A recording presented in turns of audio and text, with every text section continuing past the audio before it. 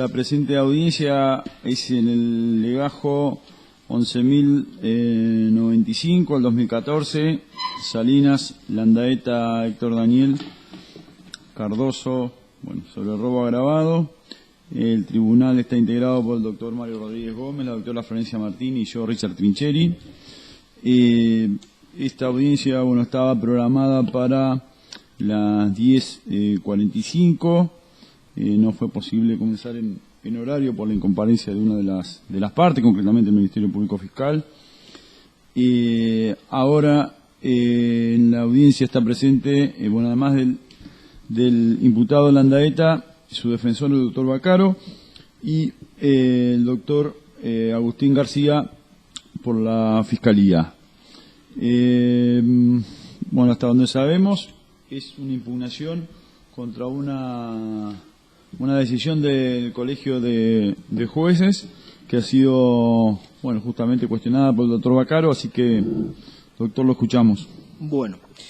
Para poner en antecedentes al tribunal, este incidente se inicia con la presentación que efectúa esta defensa ante el Colegio de Jueces al vencerse el plazo previsto por el artículo 119 de 1 año de prisión preventiva del señor Daniel Landaeta bajo la vigencia del nuevo Código Procesal Penal. Producido el vencimiento de este plazo, esta defensa requirió que se realizara una audiencia, la cual fue realizada con la doctora Karina Álvarez, quien rechazó el planteo efectuado, lo cual fue solicitada su revisión por un tribunal colegiado del Colegio de Jueces, el cual, siendo integrado por los doctores Piana, Criado y Zavala, confirmaron lo resuelto por la doctora Karina Álvarez, y es contra esta decisión contra la que esta defensa se alza, entendiendo que la misma agravia de manera irreparable a su asistido. Concretamente, el primer agravio que plantea esta defensa con relación a esa resolución es la errónea interpretación de la ley o la errónea aplicación de la ley al entender o al establecer el momento en que una sentencia quede firme. Concretamente, el doctor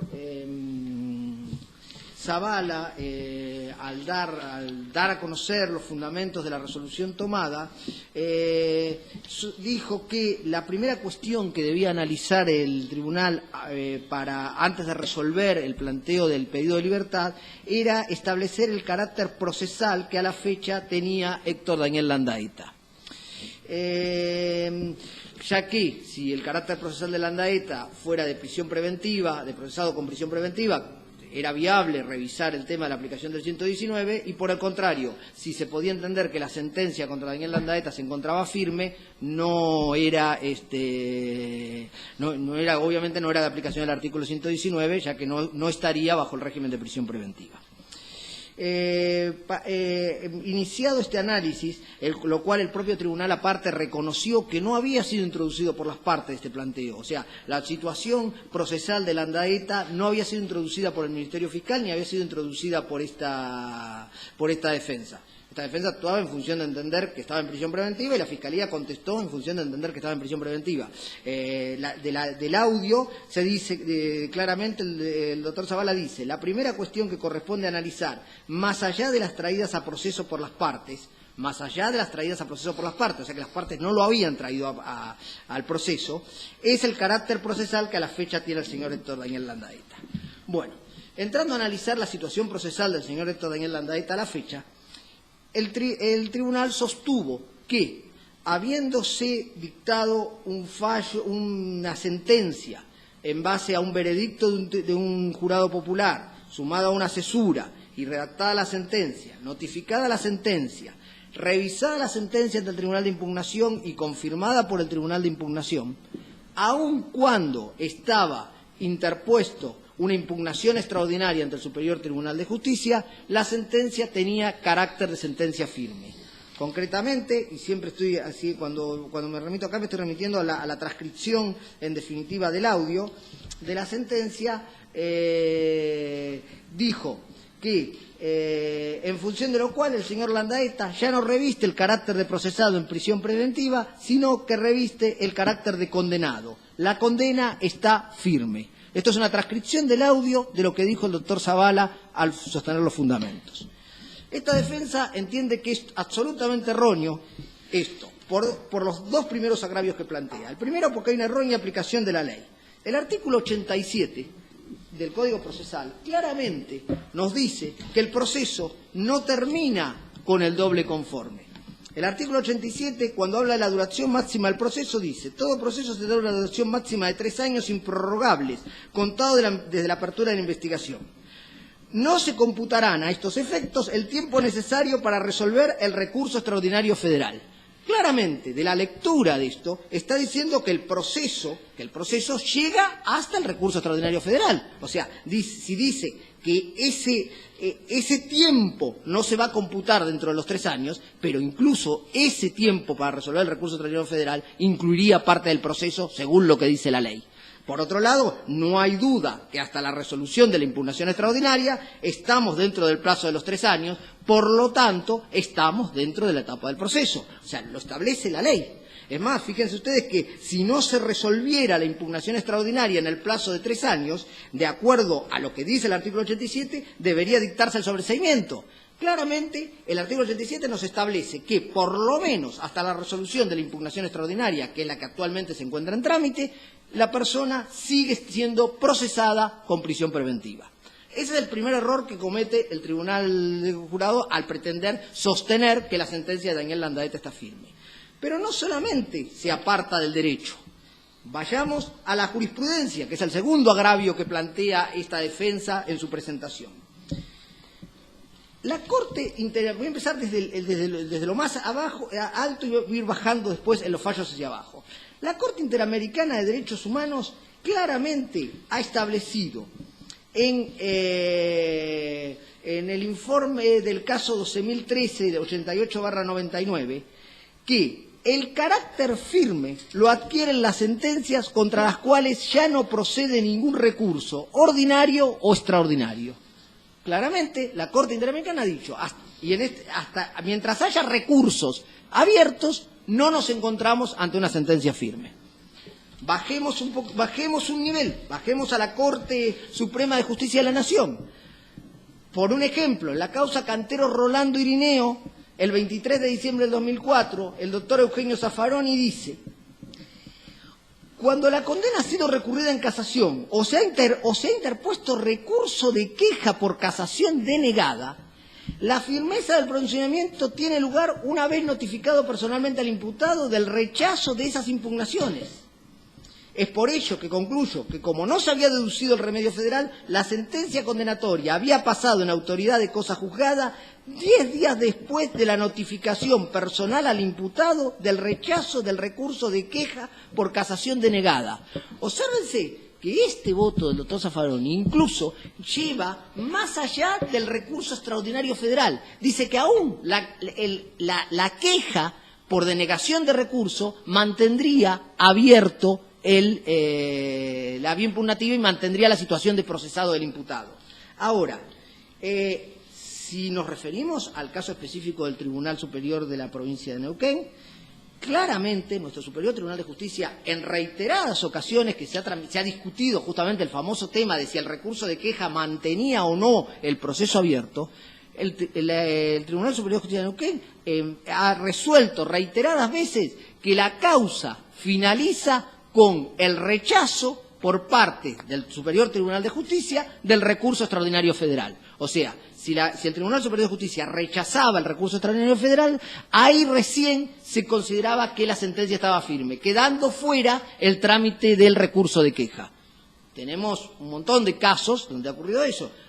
La persona se mantiene como procesada hasta que el Superior Tribunal de Justicia de Neuquén rechaza el recurso extraordinario. Mientras tanto, está procesado. Con lo cual, los jueces del Colegio de Jueces claramente se han apartado de toda esta jurisprudencia existente, sin explicar tampoco por qué se han apartado de esta jurisprudencia existente. Con lo cual, la primera petición de esta defensa es que se considere que mi asistido se encuentra actualmente procesado bajo régimen de prisión preventiva. En tanto, no se encuentra firme la sentencia porque se está tramitando actualmente un recurso de impugnación extraordinaria ante el Superior Tribunal de Justicia que tiene fecha de debate para el próximo 26 de marzo. El siguiente agravio es en relación a la interpretación, porque más allá de que los miembros del Colegio de Jueces rechazan el planteo realizado por esta defensa con este argumento, sosteniendo que la sentencia está firme y que por lo tanto no es válido la aplicación del 119 porque no estamos ante una situación de prisión preventiva, el Colegio de Jueces se expide o hace un análisis subsidiario en relación a la aplicación del artículo 119. Y al hacer este análisis en relación a la aplicación del artículo 119, el tribunal sostuvo que no era de aplicación automática y a efecto de ello hizo referencia a la causa Acosta, donde la Corte Suprema habría establecido de que en cada caso en particular debía analizarse la situación y que los plazos de prisión preventiva, en ese caso de la causa Acosta se estaba haciendo referencia a los plazos establecidos a nivel nacional, estos no eran de aplicación automática. Lo que el tribunal no tuvo en cuenta es que la causa Acosta tramitó bajo el Código Procesal Penal de Nación, código que no tiene los artículos 79 y 80 de nuestro Código Procesal Provincial, ni tampoco una ley como o una norma como la establecida por el artículo 13 de la Ley Orgánica del Sistema Penal Provincial. ¿Por qué? ¿Por qué es fundamental considerar esos artículos? Porque esos tres artículos son los que establecen que todos los plazos establecidos en nuestro Código Procesal son fatales y que necesariamente el cumplimiento de los mismos produce efecto. En concreto, fundamentalmente el segundo párrafo del artículo 13 dice: los plazos son improrrogables y perentorios, salvo disposición legal expresamente prevista.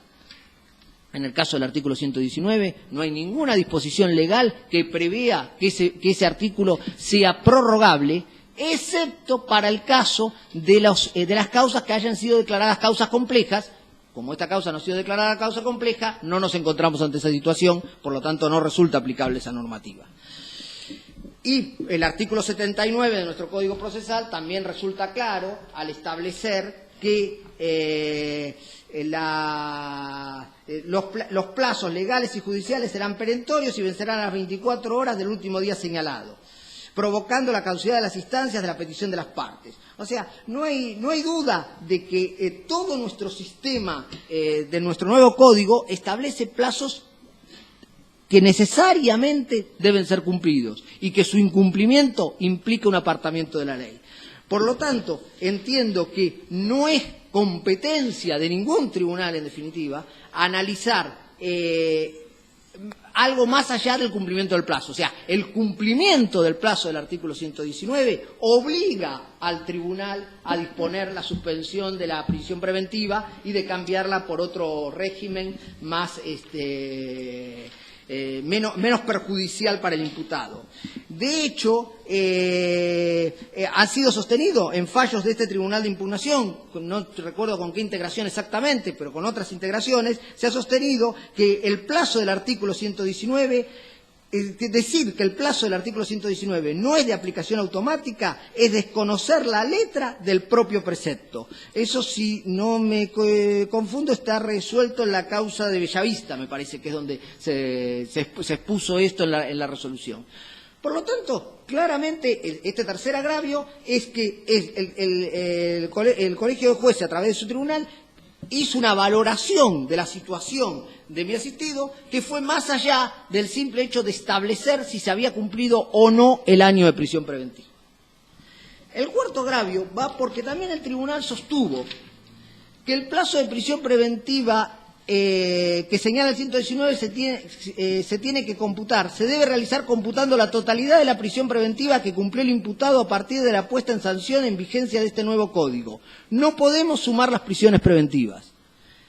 Esto que acabo de leer es también transcripción de la resolución que tomó el tribunal. Acá hubo un error, a mi entender, un error interpretativo del tribunal. Daniel Landaeta está en prisión preventiva desde el 1 de mayo del 2012. Desde el 1 de mayo del 2012. Del 1 de mayo del 2012 al 14 de enero del 2014 estuvo un año, 6 meses y 15 días en prisión preventiva. Este plazo de prisión preventiva, como claramente, más allá que esta defensa no lo ha compartido nunca, pero claramente está establecido que no puede tenerse en cuenta a los efectos del artículo 119. Ahora bien, el 14 de enero del 2014 y hasta el 28 de febrero del 2014, mi asistido fue mantenido bajo régimen de prisión preventiva durante 3 meses y 15 días.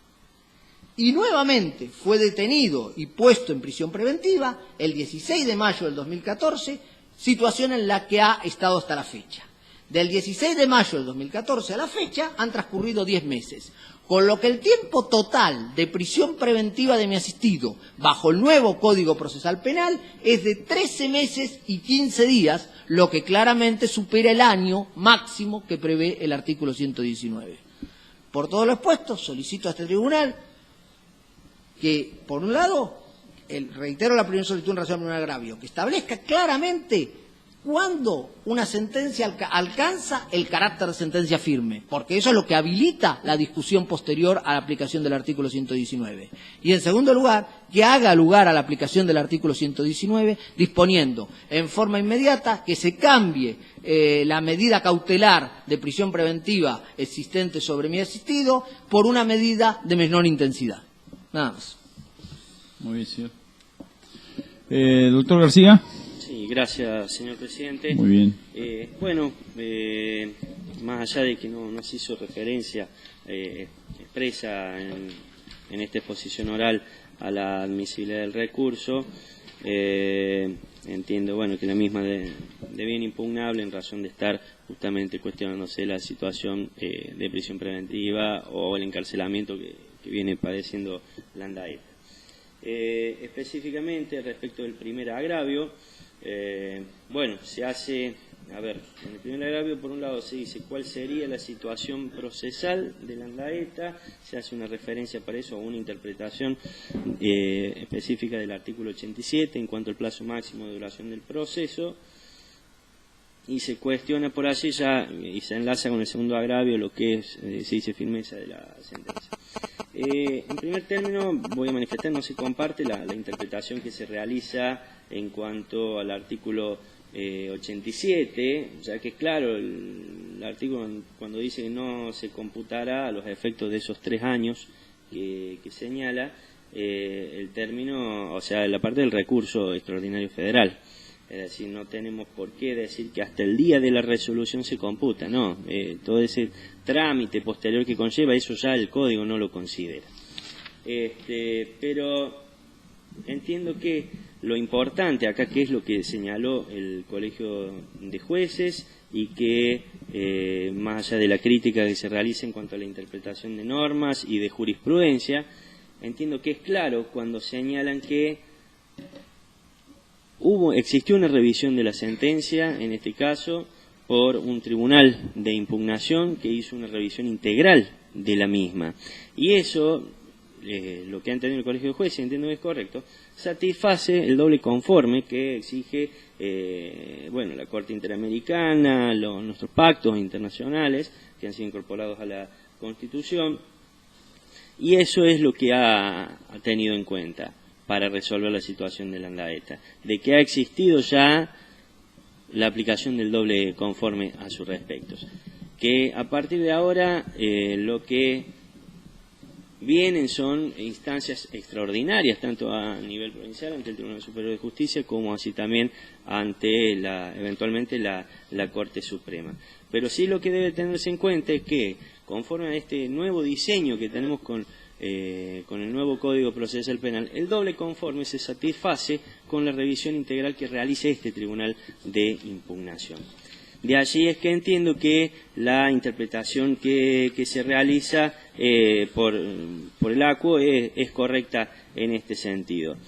Y entiendo que da esa interpretación, y esa interpretación es la que debe tenerse en cuenta para entender cómo se conjuga con la jurisprudencia que cita la defensa. Hace referencia, bueno, por ejemplo, un voto del doctor Zaffaroni donde nos habla de un recurso de casación y demás. O sea, nosotros tenemos otro esquema ya impugnaticio, otro esquema en el código. Tenemos, antes de llegar al tribunal máximo local, un tribunal de impugnación, que es el que se encarga justamente de revisar las sentencias.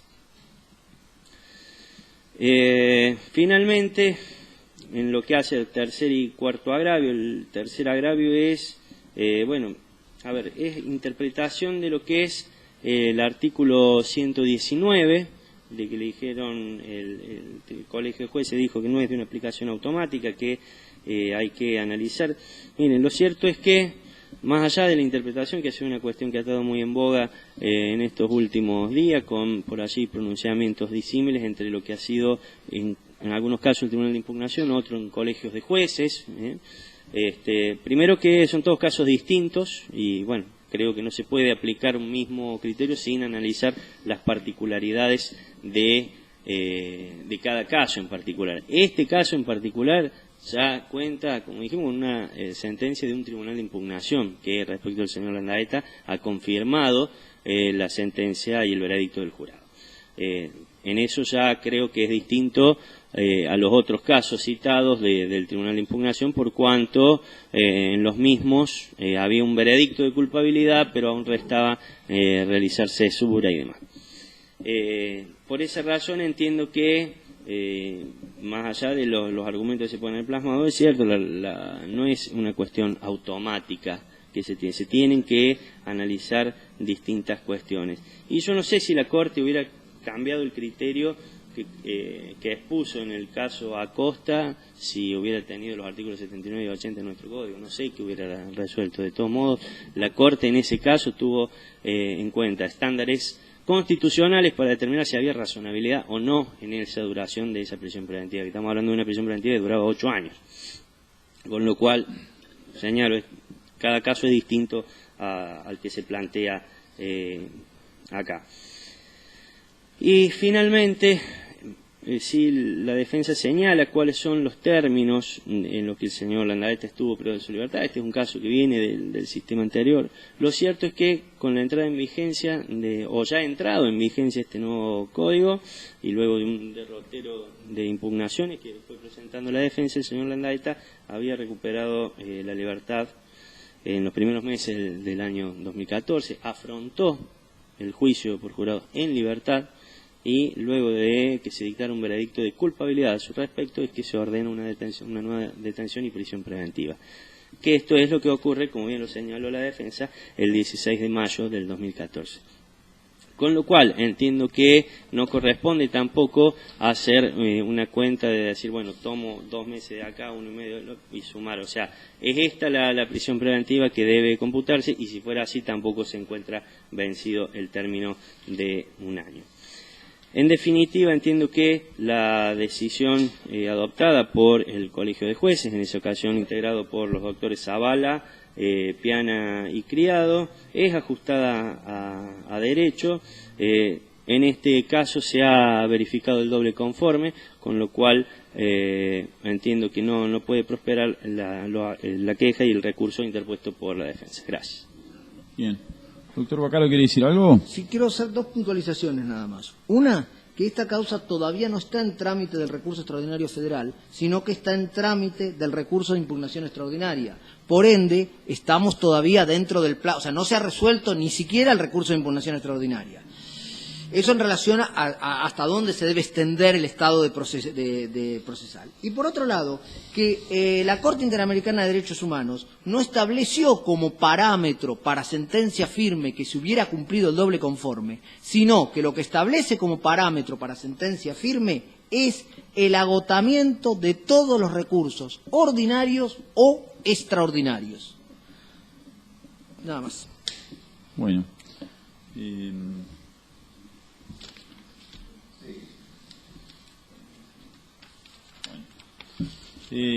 Bueno, el tribunal pasa a deliberar y en 15 minutos va a dar la resolución. El tribunal ha deliberado y ha llegado a una resolución por unanimidad, la cual va a ser expresada por el doctor Rodríguez Gómez, a quien le doy la palabra. Bueno, como fue de público conocimiento, o al menos de conocimiento de las partes, sin ninguna duda, este tema está muy candente en estos días, sobre la interpretación del artículo 219 del Código de Procedimientos. Digo esto porque la semana pasada tuve oportunidad de votar en uno de los dos casos que, bueno, tuvo tanta repercusión pública y tanta opinión de diferentes juristas, incluso de protagonistas de esa audiencia. Y en ese voto, cuestión que obviamente deliberamos y llegamos a un acuerdo en el presente caso, decía el doctor Trinchera, hemos llegado a una conclusión por unanimidad, con una pequeña diferencia que en absoluto es contradictoria, sino que acompaña a las consideraciones que voy a empezar a hacer ahora mismo, y que, por supuesto, arriba al mismo lugar y a la misma conclusión. En este sentido, hemos comentado en la deliberación que el artículo 119 básicamente habla de dos conceptos o dos estructuras bien claras. Habla del plazo de un año, que no se disputa que es un año calendario, es decir, el mismo código dice cómo se deben computar los plazos, y solamente son días hábiles cuando se mencionan días, es decir, que cuando dice un año es un año calendario. Ese es uno de la estructura del artículo 119. Y la segunda es la prisión preventiva. Y aquí es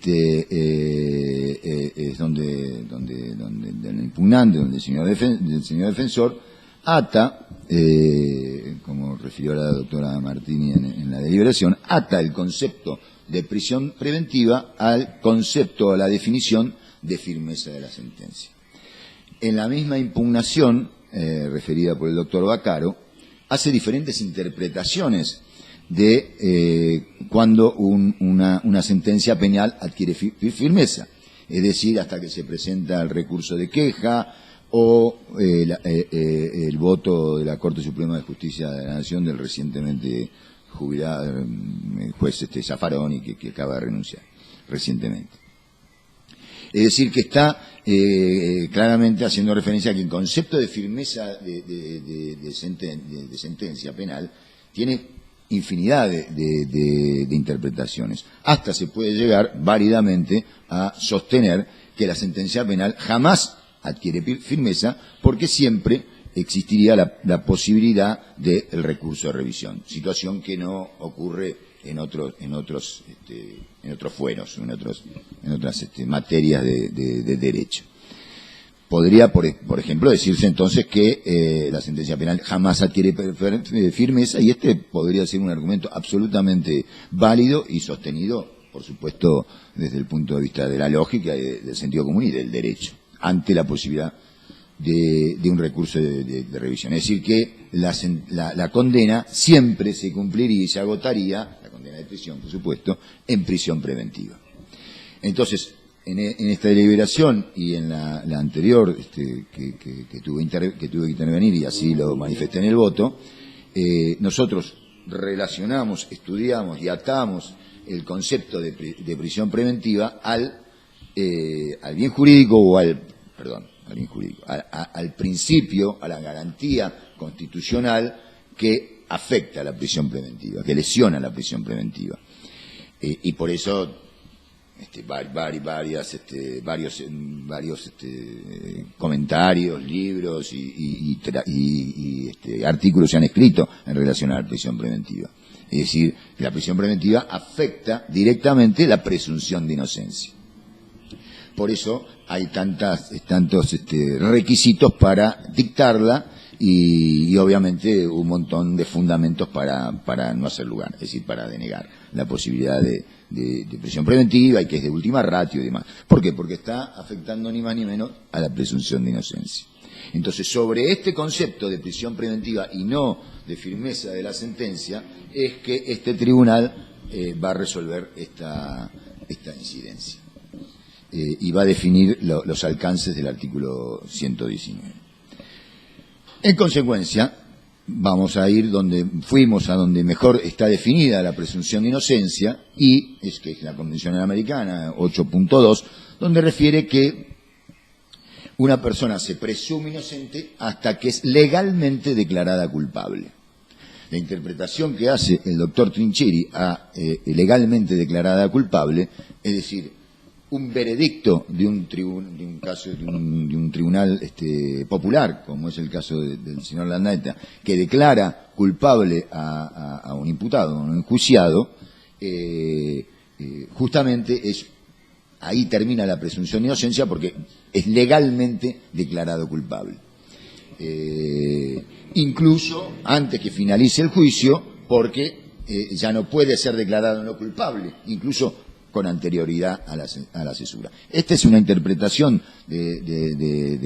justamente del cese de la presunción de inocencia, que es la interpretación que tiene en cuenta el doctor Trincheri. Con la doctora Martini, bueno, por supuesto, si quiere agregar algo más, tendré la oportunidad de decirlo cuando termine mi voto. Con la doctora Martini, y como tal cual lo hice yo, y supongo que la doctora Martini también, en el voto que tuvimos que intervenir, en el caso que tuvimos que intervenir anteriormente, hacemos una interpretación pro hominis justamente de la presunción de inocencia. ¿Y hasta dónde hacemos esta interpretación extensiva de la presunción de inocencia, de la definición de presunción de inocencia o del cese de la presunción de inocencia? Justamente es hasta el doble conforme. Es decir, que otro tribunal, en el caso de la provincia de Neuquén, del Código de la provincia de Neuquén, un tribunal de impugnación, un tribunal que revise esa condena, conforme o confirme esa sentencia de condena. Es ahí donde finaliza la presunción de inocencia y no decimos que está firme la sentencia, sino que ya es ejecutable. A partir de ahí se puede ejecutar y termina de estar latente la presunción de inocencia. Bueno, como perfectamente saben las partes, en el caso que estamos deliberando, resolviendo hoy, el caso Landaeta, este fallo de condena, esta sentencia condenatoria, fue confirmada por el Tribunal de Impugnación. Es decir, que no vamos a hacer lugar toda vez que consideramos que ha cesado la prisión preventiva al haber cesado justamente la presunción de inocencia, y atar el concepto de prisión preventiva a la presunción de inocencia y a la ejecución de la condena. Doctor Trincheri, ¿quiere agregar algo más? Doctora Martini. Bueno, muy bien. Por estas consideraciones, este tribunal declara, primer término, admisible el recurso, declara admisibilidad el recurso presentado por el señor defensor, y en segundo término, confirmar la decisión del Tribunal de Revisión, donde no hace lugar al artículo 19, es decir, el cese de la prisión preventiva por el transcurso de un año y sin que sea condenado en costas toda vez que fue declarado admisible el recurso. Nada más.